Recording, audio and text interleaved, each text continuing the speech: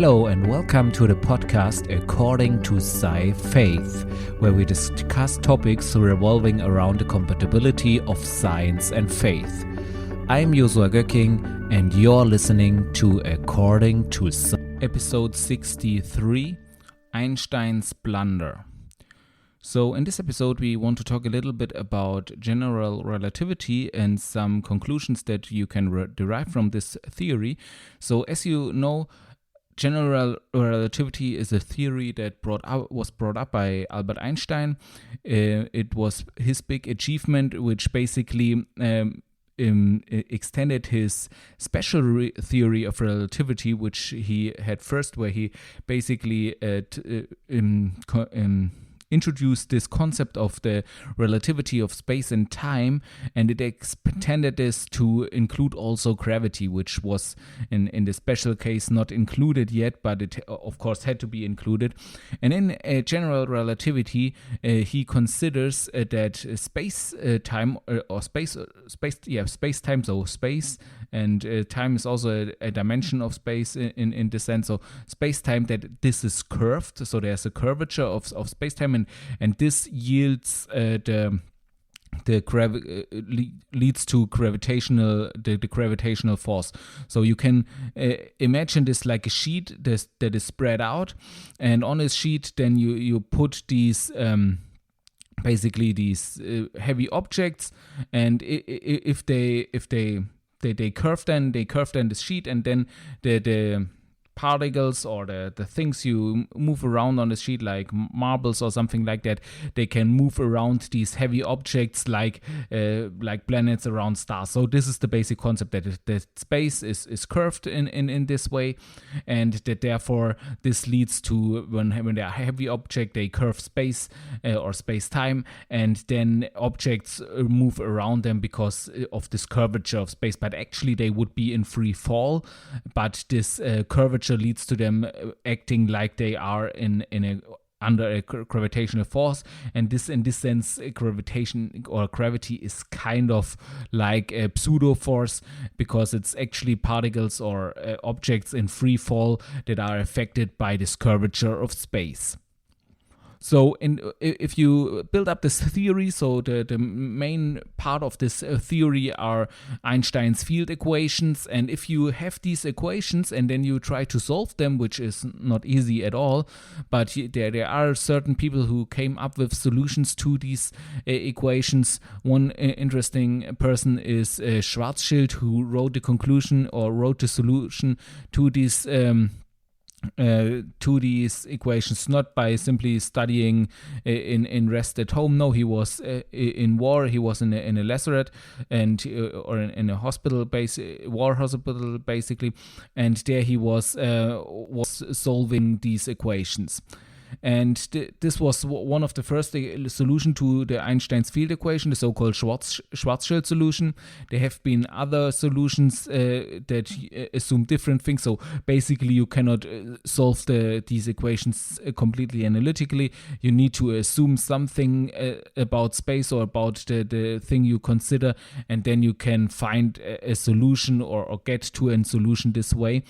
And what is interesting, what in these solutions came up, or what already in the Einstein's field equations comes up, is that that if you solve the equations, then basically you have most of the time an expanding universe, and only one way you can get around it, and this is by introducing in the Einstein's field equation a so-called cosmological constant. And that's exactly what Einstein did, because Albert Einstein did not believe that the universe is an expanding universe. He did believe it is a static universe that does not expand, and therefore he was not comfortable with an expanding universe in his equation, and therefore he introduced this cosmological constant, and he prepared it such that the universe remained static. However, about the same time, or in the 20s and 30s of the past century, there were experiments that showed that this seems to not be the case. Especially there was Edwin Hubble. You may know this name from the famous telescope that is named after him. And he was an astronomer, and what he did is he measured the Doppler shift of the galaxies in our universe. So the Doppler shift you might be familiar with. So if you know the sirens, or for example police, or the fire department and so on, if you know their sirens and you listen to them when they come towards you, and then or you listen to them when they drive away from you, then you might have noticed that it kind of sounds different depending on whether they drive towards you or away from you. And the reason for that is that these sirens, they go with a frequency. This is sound. This is a sound frequency. And there it is so these are sound waves. And here it is like that if a sound wave is in an object that is moving, then the speed of the object that is moving is basically added to the sound wave, of course, just like the speed of the car that you are driving in is added towards you. That's why if you would brake abruptly, your body would still go forward, and you need to have a seatbelt to stop that from putting you in danger. And in the same way, it is with a wave that the speed is added to this wave, and this leads, since the wave has a fixed speed at which it's spreading out. In the case of the sirens, it's the speed of sound, and since then, therefore, this speed cannot be added to the actual speed of the wave, and therefore it is added. It is transformed into added to the frequency of the wave. So the frequency, if the object comes towards you, so if the police car is driving towards you, then the sound wave will have a shorter frequency, and if it drives away from you, it will have a lengthened frequency, and therefore it will sound differently to you. So this is the Doppler effect, and this is also this effect of the Doppler shift. And the same thing happens with light. And so Edwin Hubble was measuring this, and he realized, so with light it will be the case, if something moves away from you, then it will be shifted also to frequencies more to the red spectrum of light, and if it comes towards you, it will be shifted to frequencies of the blue spectrum of light, so the higher frequencies. And this is what Edwin Hubble measured, and he saw that most of the galaxies that he measured were shifted to the red spectrum, so they were moving away from us. And this can only make sense, or there are also different explanations for this, but this mostly makes sense if you assume that the universe is expanding. What's interesting about this is that already years before, there was a Belgian clergyman called Georges Lemaitre who also assumed this and concluded that if this is true, then the universe was once all compressed into one point from which it spread out. So there was a clear beginning of this universe, and it was not a static universe which has been there forever, but it was a clear beginning of this universe. And this was really controversial, because up to then everyone thought that there was a steady state universe, that this universe was basically around since forever, and one was also arguing that using this to argue against the Bible, because one would say, yeah, no, the universe was around forever. Your Bible tells us that there was a beginning, which is nonsense. And Lemaitre came to this conclusion from the scientific side that this is not to be the case, that there actually was a beginning, and that this was the so-called Big Bang, or as it has been later called. And Lemaitre needed to argue a lot with Einstein and convince him of this theory being solely based on scientific fact and not on spiritual beliefs, because Einstein and many others, I think, rejected this theory in the beginning because it was really, really close to the Christian faith, to the faith in a creator. And therefore, Lemaitre had endeavored in a major way to really convince him, no, this is just my scientific work, just looking at the science, looking at the scientific facts, and they lead in this way. And in the end, Einstein came to agree with these findings, and considered this cosmological constant later to be his greatest blunder. And this is the state that it had been, that this cosmological constant, which is denoted with the Greek letter lambda, that this has been set to zero up until about the 90s. But then there were different measurements made that even showed something more. They showed that the universe is not only expanding, but it showed that the expansion of the universe is increasing. So it's accelerating. So we have not only a universe that is expanding, but a universe that is accelerating in its expansion. And for these measurements, these were done by observing supernova, so star explosions basically, and they were awarded with the Nobel Prize several years ago. And this was a huge discovery, which needed, of course, adjustments in the theory to be able to describe this. Because the expansion of the universe, if you look into Einstein's equations, you see that this is made possible by matter, by basically the presence of matter fosters this expansion of the universe. But with the universe expanding, the density of matter of course decreases, and therefore also the expansion of the universe decreases. However, if you assume that there's an energy in the vacuum, which is physically not forbidden, then if the universe expands, then this will also be expand in the same way, and this will lead to an accelerated expansion of the universe.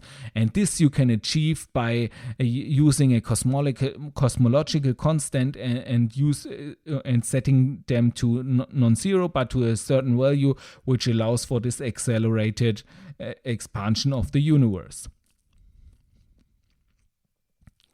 And this energy is called vacuum energy, or also dark energy. And today we know that this is about 68% of the universe that consists of this dark energy. And if one also consider that we assume that about 25% of the universe consists of dark matter, then you see which is also not understood. So these 68% dark energy, we know they might exist, or they have to exist to allow for this accelerated expansion of the universe, but more we do not know about this energy, especially also not the specific value. And the other 25% of dark matter, we still also have no explanation for what that really is. So there you can see that about 95% of this universe is not understood by us, and only the 5% which is the baryonic matter is mostly understood by us, but there are also many gaps that we still not understand. For example, baryogenesis, how the CP violation and so on. There are many things that we do not understand about this part of matter either. But still, this shows how few we really understand about this universe, and it's interesting that we are kind of in a time where we actually know, or seem to know, how few about this universe we actually know or actually understand. But in today's standard model of cosmology, this dark matter and dark energy is combined in this model of called lambda CDM. So lambda for the cosmological constant, and CDM is the abbreviation for cold dark matter, because what we know about dark matter is that it's most likely to be cold dark matter. What is meant by that is that this dark matter is not relativistic, so the dark matter particles do not move at the speed of light or close to the speed of light, but they are significantly below the speed of light, so they are slow, they are cold in this sense. Because if you look at what makes temperature, what makes hot temperatures, it's particles moving fastly. So if you in the physical sense talk about something being hot, then you talk about something being some particles in there moving really fast, and in the cosmological sense even in relativistic speeds. And if something is cold, you mean it is moving not fast, and it's moving in not relativistic speed, so far below the speed of light. So this is the cosmological the standard model basically, and there's assumed that there is some kind of dark energy and some kind of cold of dark matter which is most likely cold, and there are certain models to describe these. And now there was a new finding from a science collaboration called DESI. The DE in DESI is for dark energy, so they are measuring dark energy. And what they measured is that the acceleration of the universe is decreasing. So we had measured that the acceleration of the universe is present, and now they measured that it seems to be decreasing. So first of all, one needs to say this is not a safe measurement yet. They have this to a certainty to up to 4 sigma, which is a lot already. So just to understand what this means, you might be familiar with this kind of IQ meme where there are two sides on the left and the right, so on the low IQ side and the high IQ side, who basically say the same thing, and only the one with an average IQ thinks he's smart and say something different which sounds smart but is actually not smart. So you might be aware of this meme, and the curve that you see there, this is basically a Gauss distribution, a Gaussian. And this curve appears in statistics again and again. Basically everything that is distributed in a statistical manner at some point will converge into such a Gaussian. So usually it starts with a binomial distribution, then it goes over into a Poisson distribution, and in the end, for many statistics, it goes over in such a Gaussian distribution where in the middle you have the mean, the mean value, and then on the outer sides you have the extreme values and the quantiles and so on. And so what you will have there is you will have also the width of this curve, and the width of this curve is related to the so-called standard deviation. This is just a statistical quantity that you can compute, and this basically describes the width of this curve. And for the Gaussian, it is the case that for also the Bell curves, there is the case that in the distance of one width of this one standard deviation, there is 68% of all these points. If something's is distributed statistically like such a Gaussian, like such a bell curve, then 68% of the measurements of the statistics will be in this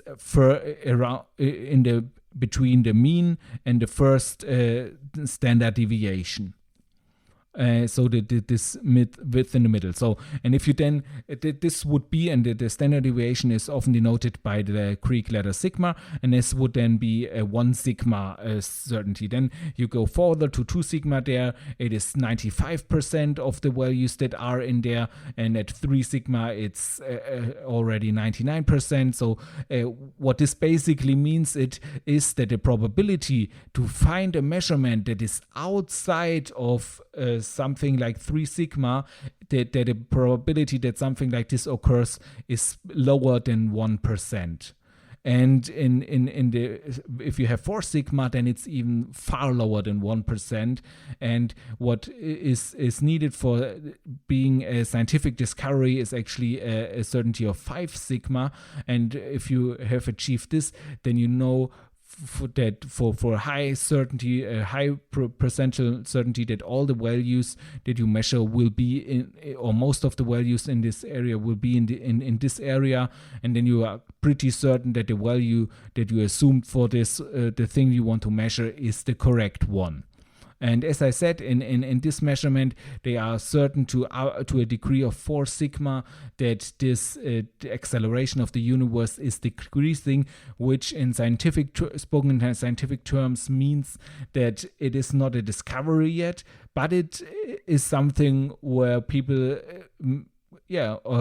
lift their eyebrows, so to speak, because everything that starts at 3 sigma and goes up to 5 sigma, everything in this area is usually where scientists start to get interested. doesn't mean that it always will be the step before the discovery coming. There were also many cases where some findings of about 3 sigma and more were reported, and people were getting excited and throwing out papers and so on. But in the end, it was shown that this was just statistics and background statistics, so it vanished again after further measurements. So this can also happen and also occur. So there you are never certain that you really have made a discovery or that this will lead to a discovery. So therefore take this finding with a grain of salt. But what this would mean, if this is correct, what it would mean is that the cosmological constant is not a way to describe what's actually happening, because the cosmological constant, of course, is a constant. It's constant, and here it would need to change because the acceleration of the universe is decreasing. So something is really changing. And what you then, if you assume that the cosmological constants therefore gets smaller and tends towards zero, then it's interesting what would then happen, because at some point it would go below zero, and then there could be the effect would be that probably that the universe would not only decrease in accelerating, but it would accelerate in a different way, and so it would be crushing back together. And this is one also of the theory how the universe someday might end, is that I think it's called a big crunch, that basically as the universe was expanding and expanding and expanding, at some point it will crush back into one point. And there are also theories that think of this as a cycle, basically that there's a big bang, then the universe expands, and then it basically crashes back into one point, and then there's another big bang, and so there is some eternal cycle of universes. Basically, this is also in some theories, but this of course is all theoretical. There is no evidence at all for any of that. That's just a speculation, and I'm not sure if you can really confirm this in a scientific manner anyway, because it's just speculative and there's no way to measure things that are beyond our scope. But this is the thinking. This is that shows the open questions there, and so there are many interesting things happening there. And I want to also interpret this in a spiritual way, this accelerated expansion of the universe. I think it shows that God is always on the move, that he's always moving, and that he even increases in what he's doing, that he even accelerates, that he's even accelerating in his moving forward. And this is also for us to know that God is always progressing, he's always going forward, he's going forward with us, he always has more for us than we could imagine, more above and beyond what we could dream or think of. And this is who he is, this is what he does, and it is even shown in his creation, in the world he created. It is shown that this is what he does, this is how who he is, and therefore we can believe that he has only the best things for us. So that's everything for today's episode. I hope you liked it and you enjoyed each part of it. If you want to get in touch with me or discuss a topic or want to give me some feedback, then feel free to contact me using the contact form on my website, sci-faith.de/en. And there you can go to the contact tab and contact me. And if you have any other things or episodes you want to have covered there, or topics you want to have covered, feel free to contact me there. Also, if you are not yet familiar with the format in which this podcast is produced, let me just briefly explain it to you. So there is always at the beginning of a month or of a block, there is a big block of 4 episodes in one thing. It's kind of like a preview, which I call it, where you have the next 4 episodes all in one episode together, combined. And this is for people who like to hear long format format podcasts who have a long way to work or something else, where they can listen to a long episode and can then have a preview of the next 4 episodes all at once, and are completely up to date from the beginning of the blog. For those who like their episodes shorter, who prefer it if they have a half an hour or even less of a podcast episode, for those there is every week afterwards will appear a podcast episode almost in that length, and this way I can publish every week a new podcast every episode, and everyone can have it his own way, either once a month a long chunk of content, or once a week a shorter format podcast episode. So I think that's the best way for everyone, and also for me when I'm producing it. Please also note that this is an independent podcast, which means that it is recorded, produced, and marketed by me. So I really need your support in this. So if you like this podcast, then give it a 5-star rating. And if you have the time, even write a review to it. This just helps other listeners to become aware of this podcast, and then people who might be interested in this content can become aware of it. Also, if you have friends who you think would like this content, then recommend it to them and share it with them. Also, you can support me in other ways, for example by reading my blog and subscribing to my newsletter, or even by reading my books, which you can find on Amazon. For example, there is my latest novel out now is Alien Thoughts, which is pretty entertaining from the feedback that I gotten, and so it's also in some way related to science and faith. The topic of it is also in there, but of course you can also read the book to this podcast, Sci-Faith, The Compatibility of Science and Faith, which is also available in English since last year. Thank you for that. And now I wish you a wonderful day, and I'm looking forward for you to tune in again next time.